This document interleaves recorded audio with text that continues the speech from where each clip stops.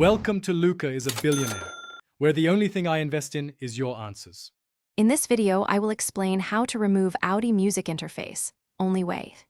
Disconnect the battery and use a compatible diagnostic tool before beginning the removal process. Identify the exact module location and note connector orientations to avoid mistakes. Work in a well-lit area and take photos of each step for reference.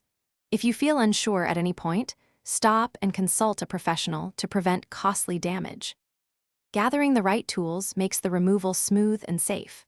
Use an Audi-compatible diagnostic tool that supports coding and module long coding, and ensure you have trim removal tools and Torx drivers that match your vehicle fasteners.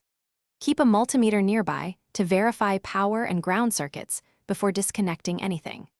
Prepare a clean workspace and anti-static measures, then follow each step deliberately to protect connectors and modules from damage. Begin by removing trim panels carefully to expose the music interface module without breaking clips. Record connector positions with photos and gently disconnect harnesses using release tabs, avoiding force. Unbolt the module while supporting it to prevent it from falling, then label parts and store screws in a secure container. After removal, inspect connectors for corrosion and clean as needed before reinstalling or replacing the module. Thanks for watching and please subscribe. It's the best investment you'll ever make.